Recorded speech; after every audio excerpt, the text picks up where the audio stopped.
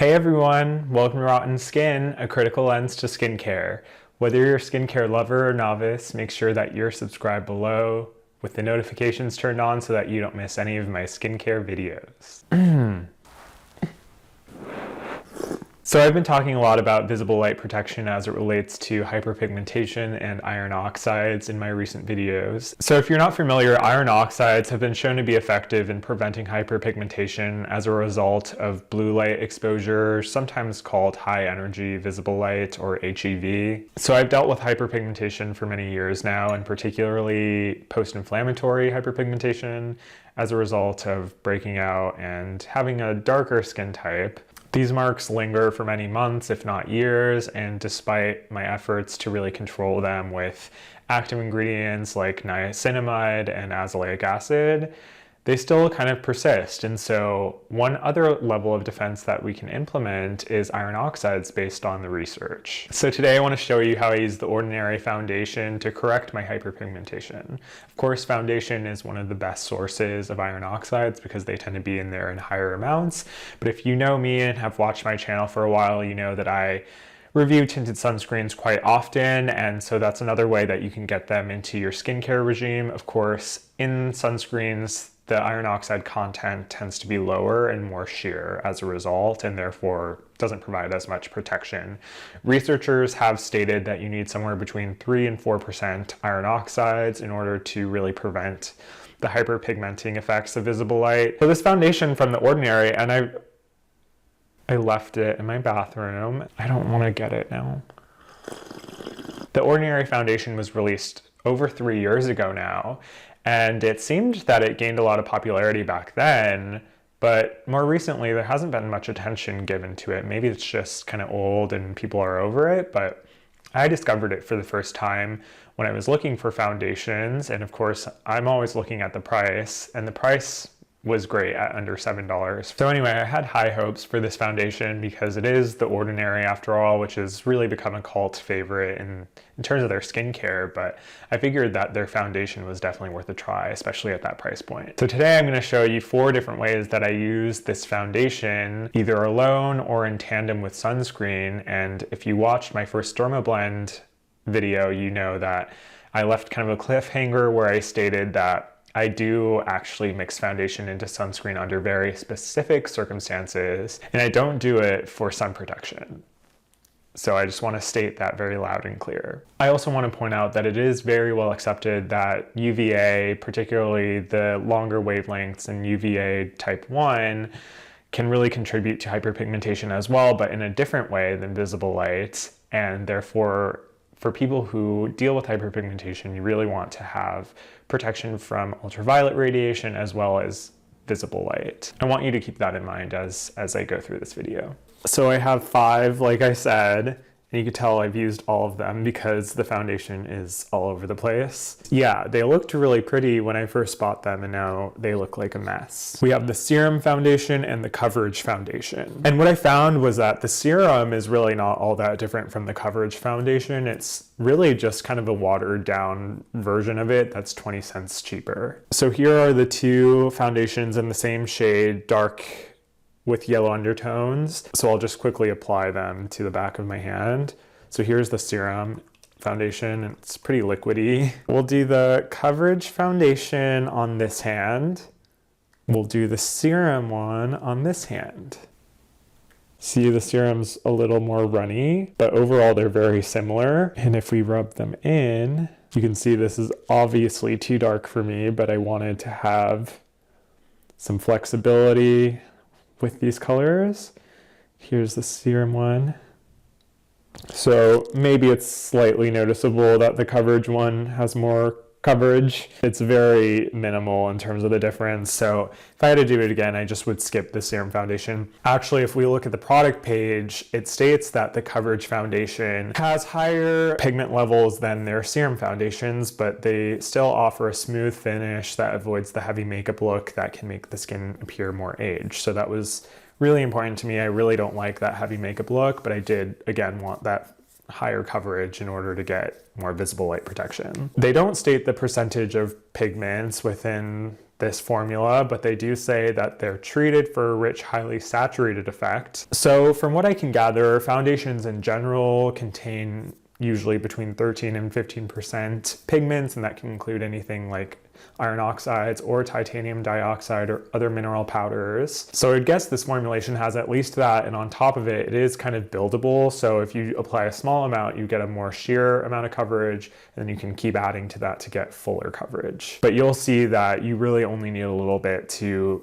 effectively tint sunscreen. But again, just keep in mind, I don't recommend doing this for sun protection. But on the topic of sun protection, The Ordinary states on their coverage foundation page that the foundation is sold in the EU with an SPF of 15, but all formulations in all markets are the same, although the SPF claims only made in EU products, and they are working on regulatory processes to be carried out in other markets with this claim. However, it's been a few years. I don't really have high hopes for that, but they do state the formulas are the same, so it's pretty safe to assume that this alone does contain some SPF, and that kind of makes sense. It has non-nano titanium dioxide. But on the topic of mixing them into sunscreens, the reason why I do this, and I already stated this, is to really get better color variation. And what's interesting is that, people's face is rarely just one color overall. And so usually what people who wear makeup do is use different colors on different parts of their face. The beauty of mixing these into sunscreens, particularly mineral sunscreens that leave a heavier white cast, is that you can achieve more color variations by mixing in varying amounts of foundation with varying amounts of mineral sunscreen. Really, when I mix it in, I'm treating it as makeup and not SPF. It's also a good excuse for me to use mineral sunscreens that I wouldn't use otherwise for whatever reason, whether they're uncomfortable to wear or just leave a really heavy white cast. And also, I do like to incorporate zinc oxide into my skincare every now and then, and not always for sunscreen, because zinc is also an antioxidant that has some anti-acne properties. And so from time to time, I like to just incorporate zinc oxide, and so this is another way that I can do this. So I bought 3 shades of the coverage foundation from light to dark. I got the 2.0N, which is a light medium neutral. I got the 3.0Y, which is a medium dark with yellow undertones.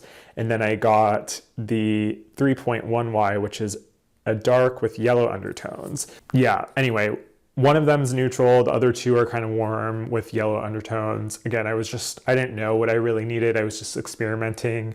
What I did find is that even the neutral errs on the side of warm, and so I'm just finding that I really need to just stick with neutral or cool, but they don't offer cool colors on their page, so whatever. I'm going to show you 4 different ways that I wear this, and I just want you to keep in mind that I already have a base layer of sunscreen on. So when I go in to do these, just know that I have assured that I have adequate sun protection underneath. In terms of the different ways that I use this, the first way is to wear a mineral sunscreen underneath, allow it to dry, and then mix in foundation to the mineral sunscreen and use that as the top coat. Second way is to wear an adequate amount of mineral sunscreen underneath that may or may not have a white cast, and then go in with a foundation alone on top to camouflage the white cast. The third way is just to mix it into sunscreen and apply it directly to my face after I've already applied my chemical sunscreen underneath. And the fourth way is just to skip the mineral sunscreens altogether and just use the foundations on their own, which, funny enough, also are technically a mineral sunscreen with titanium dioxide and probably an SPF of 15. I had to think of a methodical way to do this, so it only makes sense to divide my face into quadrants and use each quadrant as a way to show you the different way I use the foundation. I'm going to show you how I use it with sunscreen. Today I'm going to be using the Cerave SPF 50 Hydrating Sunscreen. This sunscreen also happens to have quite a bit of a white cast, so it's really useful in order to lighten the shade of these foundations. I also don't really like to wear it because of that white cast, so I don't know what's wrong with me. Okay, so for quadrant 1, and we're gonna do 1, 2, 3, 4, quadrant 1, I'm going to use the mineral sunscreen alone, and then I'm going to mix in the foundation with the mineral sunscreen and apply that over top. All right, I have a little bit of that sunscreen. Remember, I'm already wearing a Japanese sunscreen underneath. This is for demonstration purposes only. I probably should have said this earlier. So now I'm going to wait for this to dry, and then I'm going to go in and do a mineral mixture is what I'm going to call it. The mineral mixture will be the sunscreen with the foundation mixed in, and put that over top.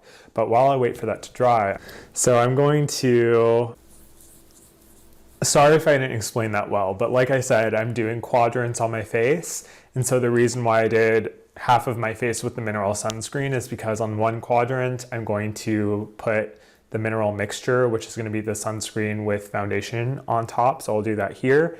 And then on this quadrant, I'll just put the foundation alone on top.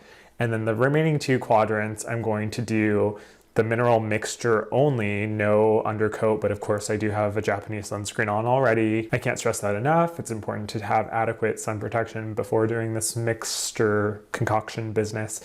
And then my last quadrant, I'm just going to do foundation. So while I wait for this side to dry down, as you should in the real world, I'm going to go ahead and do these next two quadrants. So I'll start here, and this will just be the mineral mixture. So you can see this has a really heavy white cast, and it's because of the titanium dioxide in here. That tends to be a whitening agent, whereas zinc oxide has less of a noticeable cast even when it's non-nano. So let's go in and do my mixture stuff now. And for mixing, I'm going to use the medium dark foundation so that I can kind of lighten it a little bit. You don't need a lot to tint a fair amount of sunscreen.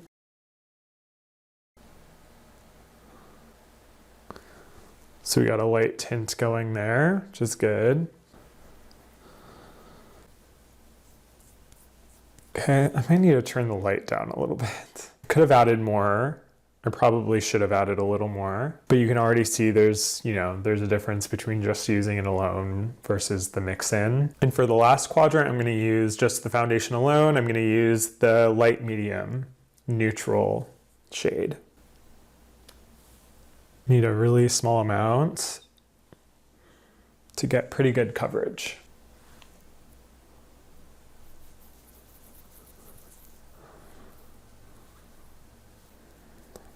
So I do really like the light medium neutral color. I think it's pretty close to my actual skin tone. And so maybe you can already see that right now, especially compared to the mixture alone that I did up here. It's still kind of casty. I actually kind of want to go back in and do that again. But so now let's revisit the left side of my face. You're right. So on this one, I'm going to go in with the mixture now on top of just the mineral sunscreen alone. I know I said I wasn't going to use the dark yellow color, but now I feel like it's appropriate to do that because I felt this third quadrant kind of failed. So, and now use the dark with yellow undertone shade. So I have a little bit of sunscreen. It does tint quite well. I think I just messed up the first time. Just go over top.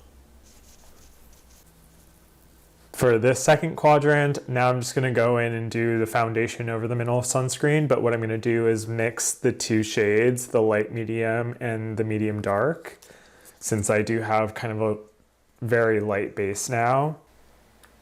You can get a more custom shade when you start mixing them together. So it looks pretty good. So I'd say what we're looking at is probably just the foundation alone in all cases is looking best. And it's probably also just a symptom of using the sunscreen that I did. You could see it's kind of chalky, it was leaving streaks. So it's not actually the best one to mix foundation into, but I did just want to demonstrate it. So there's still kind of an obvious cast in the quadrant where I use just the mixture alone. What I'm going to do now is just actually use a different sunscreen and mix that in just to show you another use case. I was not planning on doing this many, but I want to kind of redeem myself from this quadrant because that didn't work very well for whatever reason. So I'm going to use a zinc only formula, and I love the Cotz Non-Tinted SPF 40. Yeah, sometimes I use this and I just mix it in the light medium, and it tends to work really well because this doesn't leave much of a cast at all. Do a little bit of that. Just a drop. So it's a pretty light tint, but definitely tinted. So let's just go on this quadrant and use it. All right, that's looking much better. So you can see I have a variation of shades right now on my face, with the left side being a little bit darker. Just to recap, this quadrant of my face is the mineral sunscreen with a mineral mixture on top. This one is the mineral sunscreen with the foundation layered on top alone. This quadrant is the mineral mixture that I started using, one mixture with the Cerave, and then I just went in with the Cotz mixed with the light medium foundation. And then this quadrant is the foundation alone. Yeah, I think I definitely resolved some of the issues on the third quadrant here when I used the Cotz sunscreen instead. That first mixture, I don't know like what happened there, but you could see when I mixed it with the darker color, the Cerave, the color is looking pretty good. It does look a little blotchy, but you know, the sunscreen is just kind of a blotchy sunscreen. So that's why I wanted to show you with the Cotz here how it works with a different sunscreen, and it looks a little bit more seamless. But more recently, I've just been sticking to using the foundation alone because it spreads really easily with just your fingers. And so now that I know that, and now that I'm also looking at it under these lighting conditions, it's definitely the way to go. But in terms of the foundation alone, you'll notice maybe on camera that it does have somewhat of a glow. So it's not like completely matte, but it's not extremely shiny at the same time. I've worn this all day, and throughout the day it does not like start pilling or looking really cakey. And you know, my hairline here is looking a little bit wrecked, and I just made it worse. But if you ignore that, it all like looks fairly decent. I think my favorite quadrant is the fourth quadrant, using just the light medium shade. It seems to be the best shade for me, and using it alone is the best. Followed by the second quadrant where I use the foundation alone, but on top of the mineral sunscreen. That looks pretty good too. It's just maybe a little too dark for me because again, I mixed that medium dark with the light medium. And then I'd say probably like this quadrant because I used the Cotz sunscreen instead, and that mixes a little bit better with the foundation. And then probably my least favorite is the first quadrant where I did the mineral sunscreen and then the mineral mixture over top, just because it looks slightly blotchy and also just not the right color for my skin. Is this even focused? Was this blurry the whole time? Well, we'll find out when I go to edit this. See you next time.